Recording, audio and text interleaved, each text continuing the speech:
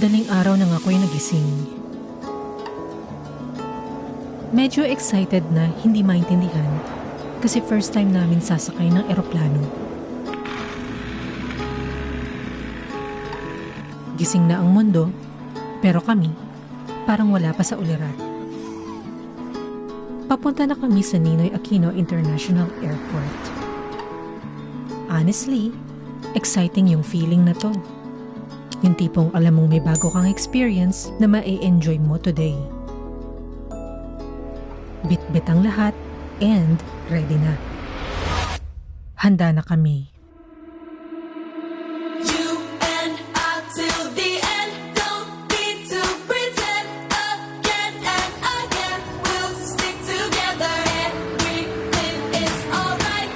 So, piprint muna natin yung ticket natin.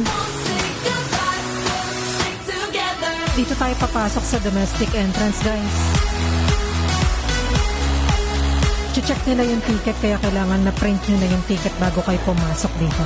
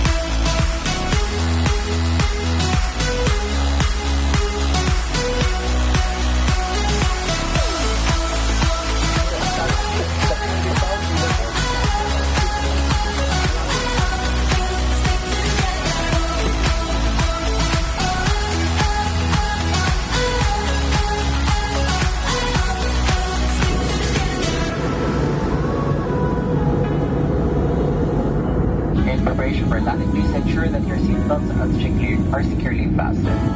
Para sa iyong kaligtasan, mangyari pong sinadaroon.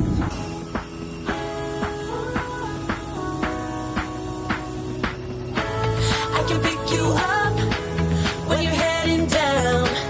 When it all just sucks, I'll be your Charlie Brown. You can make me laugh when I wanna cry. In a world of men, we're on an all-time high. Finally landed. From here, papunta na kami sa isla. And you can already feel it. Mas lumalapit na. Boracay is next.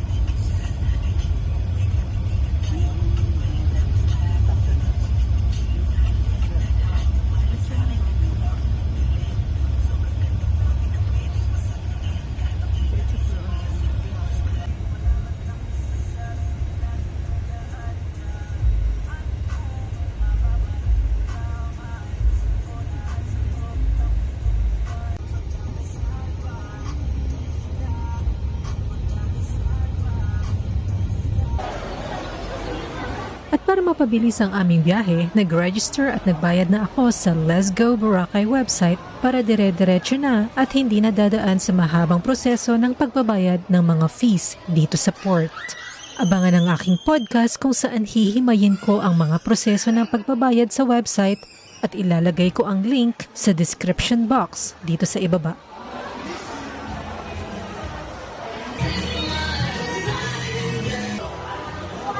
May bilihan pala dito ng chichire, hindi ka magugutom dyan. Boat access this way. Ayan na, sasakay na tayo ng boat. Ito pala may CR dito. Pwede kayo mag-CR bago kayo sumakay ng bangka. Ito yung mga upuan doon sa loob ng bangka. Dito, balik diretso nila. Salamat. Yes, thank you. Thank you. Anong name mo? Mary Jane. Mary Jane. Okay, thank you. Thank you.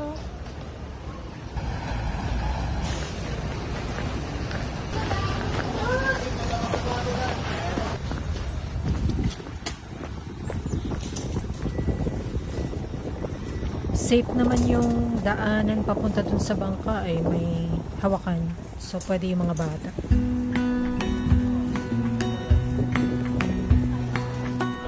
Malaki din yung bangka tapos may life vest sa taas. Ito na yata yung moment na talagang marirealize mo na bakasyon na talaga. Habang papalayo yung port, papalapit naman kami sa island. Ang sarap lang sa feeling ng hangin, tsaka yung unang view ng dagat. Parang unting-unting nagsishift yung mood mo.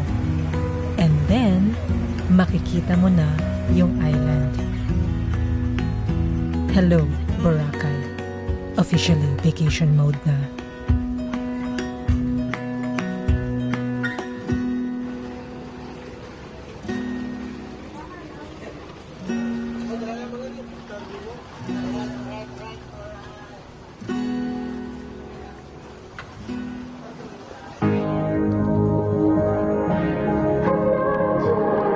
Pagdating sa island, ito agad yung sasalubong sa'yo. Ang iconic na e-trike ride ng Boracay. Habang bumabiyahe papunta sa hotel, ramdam mo na agad yung island vibe. Hindi pa kami nakakarating sa beach, pero parang naka-vacation mode na lahat. The stars, but whenever I'm with you, doesn't matter where I am. I follow the voices in my heart. I feel you're always here by my side. I know that you are glorious, glorious. I know that you are glorious. I'm all in this time, all in this time. On top of the world, I'd save every moment. Nothing can break us apart. Let us show. Touchdown, The Muse Hotel. Do whatever. Pagpasok pa lang, ramdam mo na agad yung relaxing island vibe. Simple, clean, and super cozy ng place. 않아 공허 있었던 그 수많은 밤을 말이야. At syempre, hindi mawawala ang pool, 봐준 그 모든 의미를 난 잊지 않아.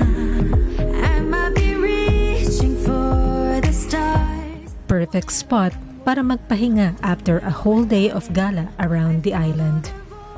But honestly, isa sa pinakamagandang part dito, yung beachfront view. You are glorious. Imagine waking up this close to the beach. Parang gusto mo na lang magstay dito buong araw. And yes, vacation mode activated. On top of the world, I'd save every moment. Nothing can break us apart. Let us show. Akala ko destinasyon yung importante. Hindi pala.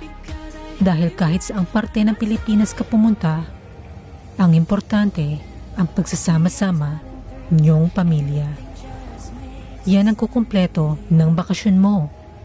Bakasyon na kasama ang pamilya mo. Yung pagod mo sa biyahe, nawala. The light of my life. I'm all in this time. I know that you are good.